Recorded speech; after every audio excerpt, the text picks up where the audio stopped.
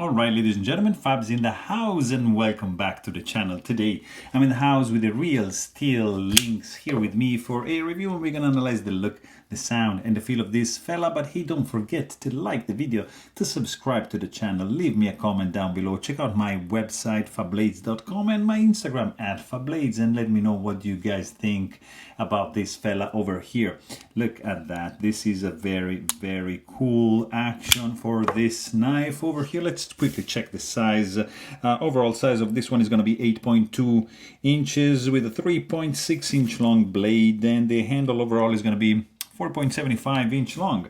So let's see up against Ontario Rat number 1 and Ontario Rat number 2 how this guy is doing. And yeah, it's kind of like similar, more similar to the Ontario Rat number 1, but still smaller than that, and of course bigger than the Rat number 2. This is the Benchmade bug out and this is the mini bug out, and this guy just smoking these two fellas, bigger than both. Maybe the Spyderco Paramilitary 2 is gonna make some damage. Yeah, it's a little bit bigger by not by much, and of course Para 3 is just smaller, so it's kind of like in the same category of the Paramilitary 2, but with much better handle to blade ratio for sure. Let me just show you also this guy over here, TRM Atom, which is very nice indeed, and pretty much a little bit smaller than that. This is the Chris Reeve Knives Large Sebenza 21, and it is right about up the alley of the Real Steel, for sure bigger than the small Sebenza 21 that you're seeing down below. Another couple I want to show you here. I've got Hold Bladeworks Spectre and Haptic. Both are prestige down here. You can see that the Real Steel is a little bit bigger than the Spectre, and for sure bigger than the Haptic. Shirogorov Custom Division, Neon NL, and Custom Division Quantum right over here, just to show you that this guy is bigger than that, smaller than that, but you see the proportions right there. So let me show you another one, because it's a liner lock and it's in the house together with this. Why not? Koenig Knives RU Style 55 Rockstead Hygo X right over here, pretty similar with the Rockstead, but a little bit smaller than the Arius, but good, actually better handle to blade ratio for sure. So let's check this guy out, guys, because here we have something interesting. This is the, not the Rockstead, this is the Real Steel Lynx. It's a liner lock, carbon fiber, titanium liners, made in China. This is a $235 US knife, so not properly cheap, but we have 3D milled carbon fiber scales with titanium liners, titanium backspacer, tip-up carry, deep carry, pocket clip with this pommel here with a glass breaker integrated into it. Overall, I mean, the materials are there, because you can see this is S35 VN steel, so it's there's a lot of things going on for sure. You got the ergonomics very dialed in, because you see, like, the scales are nicely contoured, they're not flat, they feel your hand in a pleasant way. There is no internal skeletonization. You do have some chamfering going on around the scales to increase the overall comfort.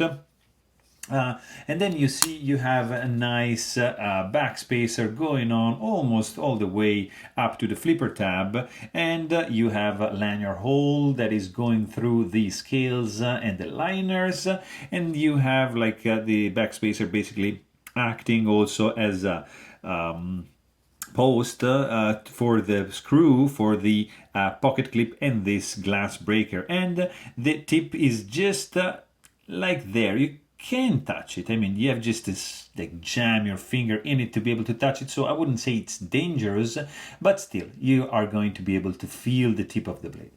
Then you got one large finger groove over here, which can allocate comfortably a couple of your fingers.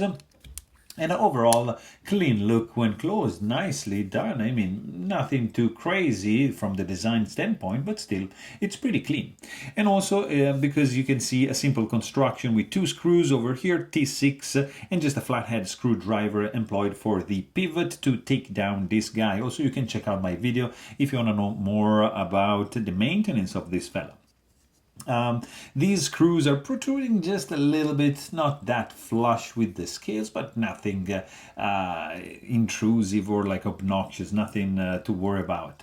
You get a captive pivot, it's not spinning, and then you have as you can see, a stainless steel lock face insert, which is screwed in from the outside, but you don't see the screw because, of course, this is a liner lock. So you have it there, and the screw is going to act as a the scale is going to act as an over travel stop for the lock bar. So you're going to be good to go. No risk to overextend this lock bar right over here. You also have a ceramic detent ball right over there. And you don't get any detent ball ramp, so you're going to feel a little bit of a hard step going on right there. Nice and slim tip-up carry only, pocket clip, dip carry, 3 windows, polished steel, and the screw is going to be this guy over here, pommel and glass breaker integrated in it. You get this blade shape, which I'm not really a fan of. I mean, it's alright, but I don't know why I don't like this angle going down, like sweeping down like here. This straight belly, I mean, it's not a belly, I mean, it's a belly, but straight, and this is the belly. So you have straight, belly, and straight. So that's not sitting well with me. I mean, nothing wrong with that. It's just like personal preferences. And then you got like this fuller over here with a lot of billboarding going on. I mean, you got you see Braginet's design, you got Real Steel, you got 143, which probably is the serial number. On the back you got the logo, you got S35VN. I mean, there's a lot of billboarding going on, but still I appreciate the frag pattern kind of thing going on for the jimping. There is no swedge, no chamfer, a little bit of chamfering on the spine of the blade. You see only the belt grind lines. The plunge grind is recessed enough, but you can see that the edge is thickening, getting close to the plunge grind, so that, you know, keep that in mind.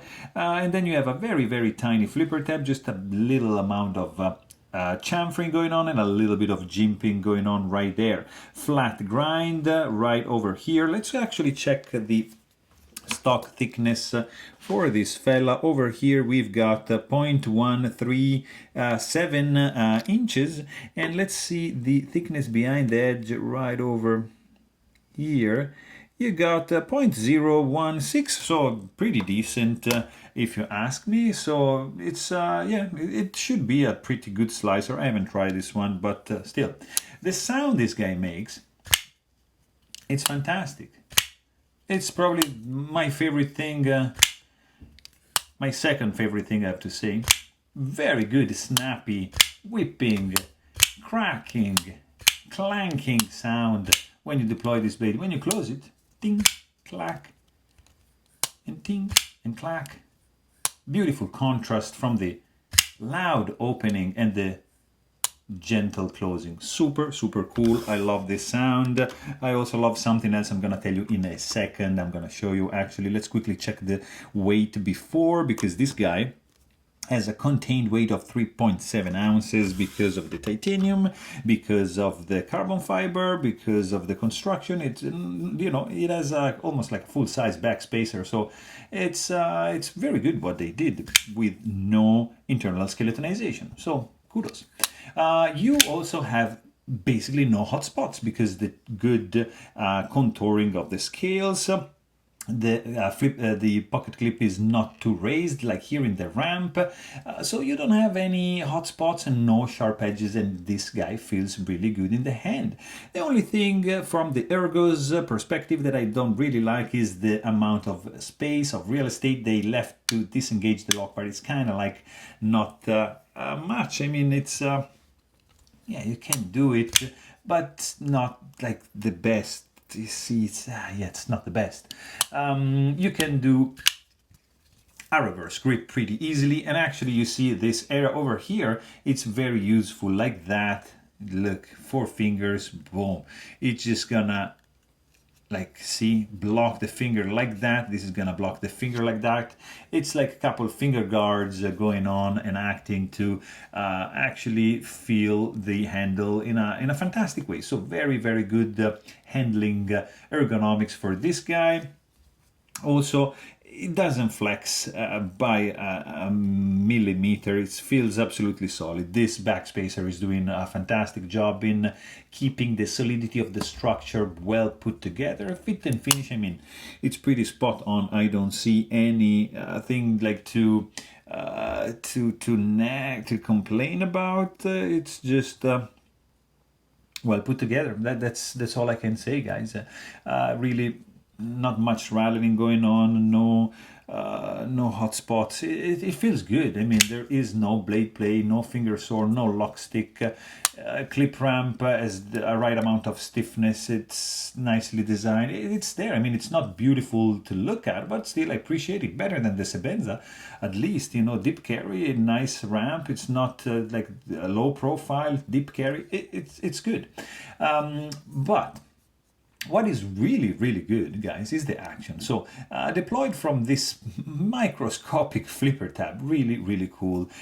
You can do like a push button, but yeah, it's slow, you see. Deploy slowly. If you do a light switch, oof, guys, beside the sound, you get this. Whips out, but closes with some nice and gentle gliding action. Just, you see, like just wants to fall shut, but then there's no guillotine effect. You just need just a gentle wiggle, and then it's gonna close by under its own weight. Look at this. Superb action for a $230 knife.